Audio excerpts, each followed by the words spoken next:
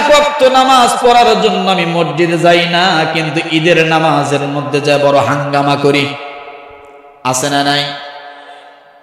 এরপরে বৎসরে হয়তো দুই একটা বন্ধু বান্ধবের জানাজার মধ্যে শরীক হয়ে আছে না নাই? কিন্তু মালিক ইবনে দিনার রাহমাতুল্লাহ আলাইহি এত বড় জগৎ বিখ্যাত আল্লাহর ওলি হওয়ার পরে নিজে জান্নাতে যাবে কিনা কোনো গ্যারান্টি পায় না। কথা ঠিক কিনা? ও মুসলমান, এই জান্নাতি হওয়ার জন্য আমার আল্লাহ তাআলা কুরআনুল কারীম দান করলেন।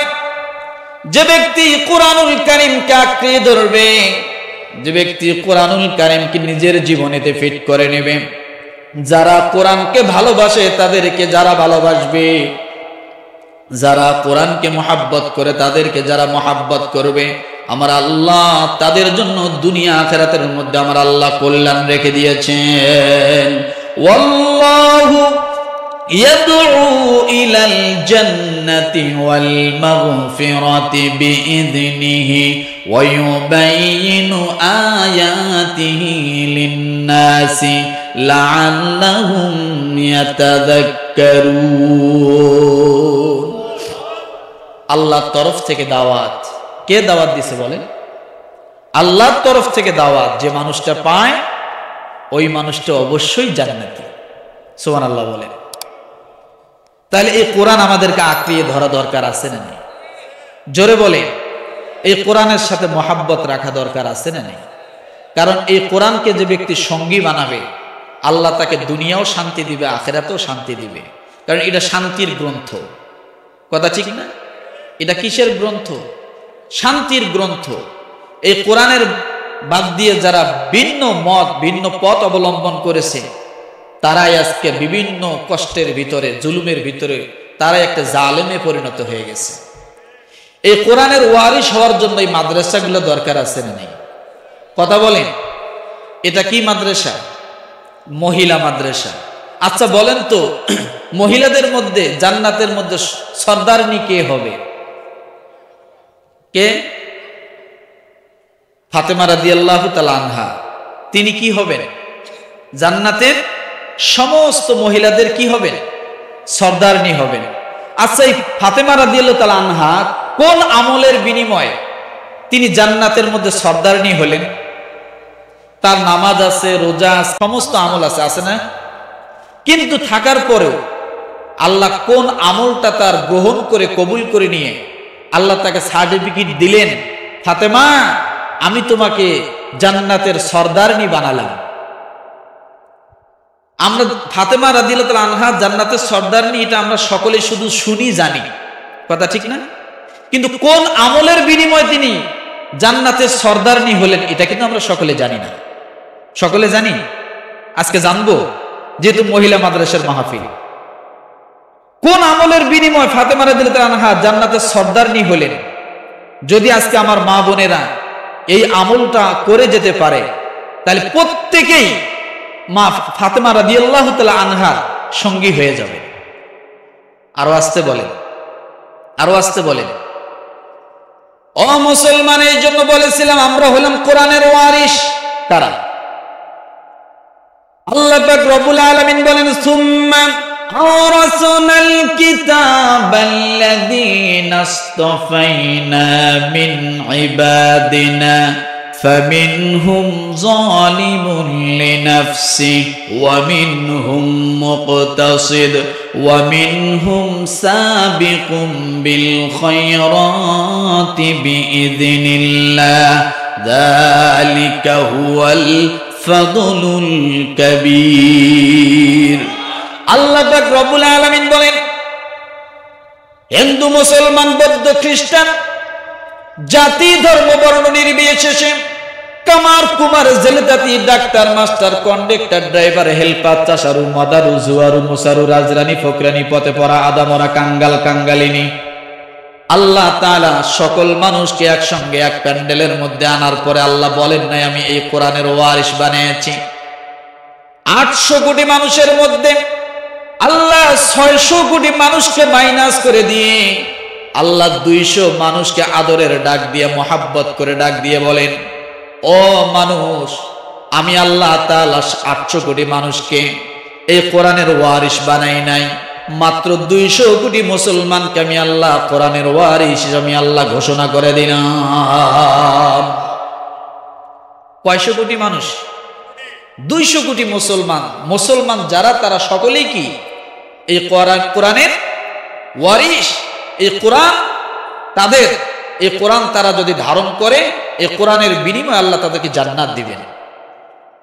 এই কোরআনের সঙ্গে যারা মহাব্বত করে, হযরত উমর রাদিয়াল্লাহু তাআলা আনহু কোরআনের সঙ্গে কেমন মহাব্বত! হযরত উমর রাদিয়াল্লাহু তাআলা আনহু ঘর থেকে যখন বাহির হইতেন, ঘরের ভিতরে কোরআন ছিল, কোরআনটা তাকিয়ার থেকে নামায় নিয়া উমর রাদিয়াল্লাহু তাআলা আনহু বুকের মধ্যে জড়ায় নিতেন, কয়েকটা চুমু খাইয়া তারপরে কোরআন শরীফটা রেখে দিতেন। আবার যখন সমস্ত নিজের কাজ কাম সেরে যখন হযরত উমর রাদিয়াল্লাহু তাআলা আনহু ঘরে ঢুকতেন, সর্বপ্রথম ঘরে ঢোকার পরে উমর রাদিয়াল্লাহু তাআলা আনহু তাকিয়া থেকে কোরআনটা নিয়া নিজের বুকের মধ্যে জড়ায় নিয়ে একটা চুমা খায়া তারপরে রাখতেন। স্ত্রী একদিন ডাক দিয়ে বলল,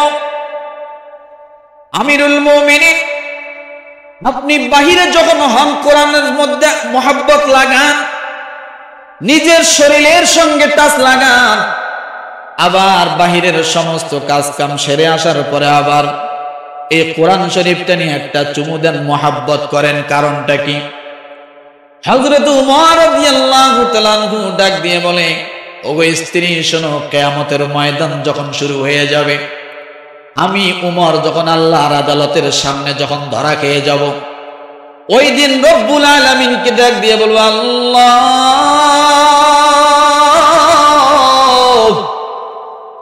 আমি উমরের ঘরে একটা কোরআন ছিল, আমার সন্তানও ছিল, কিন্তু আমি যখন বাহির হয়ে যাইতাম তোমার কোরআনটা আমি বুকের মধ্যে নিতাম, সন্তানকে নিতাম না। আবার বাহিরের সমস্ত কাজ কাম যখন সারতাম, এরপরে ঘরে যখন ঢুকতাম, সর্বপ্রথম কোরআনটা আমি বুকের মধ্যে নিতাম, কিন্তু আমার সন্তানকে নিতাম না। এই যে কোরআনের সঙ্গে আমার যে মহাব্বত ছিল, আজকে ওই ওসিলা করে আজকে আমাকে, আমার মতো উমরকে আপনি মাফ করে দেন। তাহলে কোরআনের সঙ্গে সম্পর্ক রাখলে দাম আছে না নাই? জোরে বলেন, এই কোরআনের সঙ্গে সম্পর্ক রাখলে দাম কেমন? ও মুসলমান, এই কোরআনের সঙ্গে যদি একটা কোনো কাপড়ের মধ্যে টাচ লাগে, ওই কাপড়টাও দামি হয়ে যায়। এই কোরআনের সঙ্গে যদি একটা রেহেলের সঙ্গে টাচ লাগে, ওই রেহেলটা দামি হয়ে যায়। ওই রেহেলটা যদিও কাঠের হয়, ওই রেহেলের কানিতে যদি কোনো মুসলমানের পায়ের আঙ্গুল লাগে, রেহেলটা নিয়ে চুমা খায়, এরপরে রেহেলটা যদি পুরান হয়ে যায়, যার ভিতরে ঈমান আছে, সে কখনো ওই রেহেলটা আগুনের মধ্যে দিতে চায় না। কথা ঠিক কিনা? ও মুসলমান, এই কোরআনের গিলাফ সাধারণ একটা কাপড়, যার কোনো দাম নাই। 1 লক্ষ টাকা দিয়ে যদি আপনি একটা তয়লা কেনেন, আর ওই তয়লাটা যদি আপনি গোসলখানায় ব্যবহার করেন, মাথা থেকে নিয়ে পা পর্যন্ত পুরাটাই আপনি টয়লেটটা দিয়ে ব্যবহার করলেন, একটুকু হৃদয়ের মধ্যে আঁচ লাগবে না, হৃদয়ের মধ্যে ধাক্কা লাগবে না। কিন্তু আল্লাহর কালাম যত নিম্নমানের কাপড় এর সঙ্গে টাচ লাগুক না কেন, যত কম টাকা দিয়ে কেনা একটা কাপড় হোক না কেন, ওই কাপড়টা যখনই কোরআনের সঙ্গে সম্পর্ক হবে, কোরআনের সঙ্গে টাচ লাগবে, পৃথিবীর এমন কোন ইমানদার নাই ওই কাপড়টার সঙ্গে বেয়াদবি করে। কথা ঠিক কিনা? তাহলে একটা কাপড়ের যদি এই দাম হয়, একটা কাঠের রেহেলের যদি এত সম্মান হয়, আপনি যদি এই কোরআনটাকে বক্ষে ধারণ করেন, আল্লাহর নবী বলেন, ইযা মাতা হামিলুল কুরআন আউহুল্লাহু ইলাল আরদ। আল্লাহর নবী বলেন, কোন মানুষের হৃদয়ে যদি কোরআন থাকে, ওই মানুষটা যদি কোনো ভুল করার কারণে কবরের আযাবে গ্রেফতার হয়ে যায়, আমার আল্লাহ ডাক দিয়ে বলেন, কবর আমার এই বান্দার সঙ্গে আমার কালামের সম্পর্ক, আমার এই বান্দার সিনার মধ্যে আমার কালাম,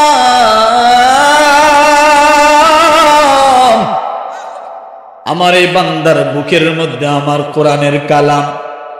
সেটা হোক না কেন সূরা ইখলাসের মতো একটা সূরা, সেটা হোক না কেন আলাম তার সূরা ফিলের মতো একটা সূরা, সেটা হোক না কেন সূরা ফাতিহার মতো একটা সূরা, যদি কারো অন্তরের মধ্যে থাকে, হৃদয়ের মধ্যে থাকে, আর সেটা যদি আমলে পরিণত হয়, মুহাব্বত যদি হয়, আল্লাহ ডাক দিয়ে বলে রে কবর, খবরদার খবরদার, কখনো আমার এই লাশের উপরে তুমি বেয়াদবি করো না, কখনো তুমি তার উপরে জুলুম করিও না, কারণ এর সঙ্গে আমার কালামের সম্পর্ক আছে। বলেন সুবহানাল্লাহ। আমার জীবন, আমার মরণ, আমার জিন্দেগি, ইয়া ইলাহি ইয়া ইলাহি কবুল করো আমার বন্দিগি। আমার জীবন, আমার মরণ, আমার বন্দিগি। তাহলে এর সঙ্গে সম্পর্ক থাকলে আল্লাহর মহব্বত পাওয়া যায়, কবরের আযাব মাফ হয়, জান্নাতের মধ্যে যাওয়া যায়। আজকে যদি এই যে মাদ্রাসাটা আছে, এই মাদ্রাসার সঙ্গে যদি মহব্বত থাকে, এই মাদ্রাসার সঙ্গে যদি ভালোবাসা থাকে, এই মাদ্রাসার সঙ্গে যদি আপনার সম্পর্ক থাকে, জীবনে কোনো আমল কবুল হোক আর না হোক, আপনি কিয়ামতের ময়দানে যদি আল্লাহর আদালতের সামনে দাঁড়াইয়া, আল্লাহর আদালতের সামনে যদি আপনি ধরা খায়া যান, আল্লাহকে ডাক দিয়ে বলেন আল্লাহ, ওই যে দারুল আরকাম মহিলা মাদ্রাসাটার সঙ্গে সম্পর্ক ছিল, ভালোবাসা ছিল, মোহাব্বত ছিল, ও আল্লাহ আজকে ওই মোহাব্বতের ওসিলা করে তুমি আমাকে আজকে মাফ করে দাও। আল্লাহ পারে কি পারে না? জোরে বলে, পারে কি পারে না? শুধু ওসিলা লাগবে। আল্লাহ কোন আমল কবুল করবে কেউ জানে না। জানে? জানে? ও মুসলমান, প্রায় সময় আমি হাদিসটা বলি, একটা খারাপ মহিলা যদি একটা কুকুরকে পানি পান করানোর কারণে, একটা কুকুরকে পানি পান করানোর কারণে যদি আল্লাহ তার জীবনের গুনাহগুলো মাফ করে দিয়ে জান্নাতের ফয়সালা করে দেয়।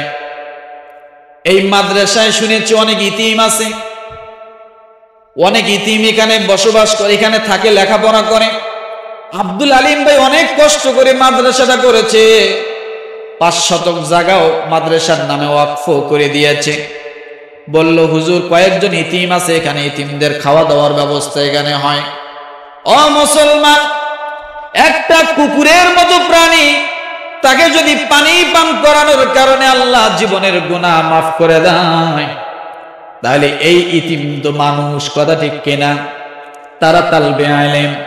কোন তালবে আলেমকে যদি আপনি মহাব্বত করেন, ভালোবাসেন, আপনি যদি কোনো তালবে আলেমের মাথার উপরে হাত দেন, যদি সেটা সেই ইতিম হয়, আমার রসুল ডাক দিয়ে বলেছে ওই ইতিমের মাথায় যতগুলো চুল আছে, আমার আল্লাহ সঙ্গে সঙ্গে ইতিমের মাথায় হাত দেওয়ার কারণে ওই পরিমাণ গুনাহ আল্লাহ তার মাফ করে দেয়। তাহলে এই মাদ্রাসা দরকার আছে না নাই? আপনি রাতের 3টার পরে আসবেন, আল্লাহর কালাম তেলাওয়াত হয়, এই কোরআন তেলাওয়াত হয়। কিয়ামতের ময়দানে এই কোরআন পড়নেওয়ালাকে যদি আপনি সহযোগিতা করেন, কিয়ামতের ময়দানে যদি আপনি জাহান্নামী হয়ে যান, আর এই কোরআন পড়নেওয়ালাকে যদি আপনি সহযোগিতা করে থাকেন, তারা যদি জান্নাতি হয়ে যায়, আপনি যদি জাহান্নামী হয়ে যান, সঙ্গে সঙ্গে পাঞ্জাবির আঁচল টানে ধরবেন, হুজুর আমি আপনাকে ভালোবাসছিলাম, ওই মাদ্রাসাটাকে ভালোবাসছিলাম, ওই জায়গায় আপনি লেখাপড়া করেছেন, আমি কয়েকবার টিন দিয়েছিলাম, আমি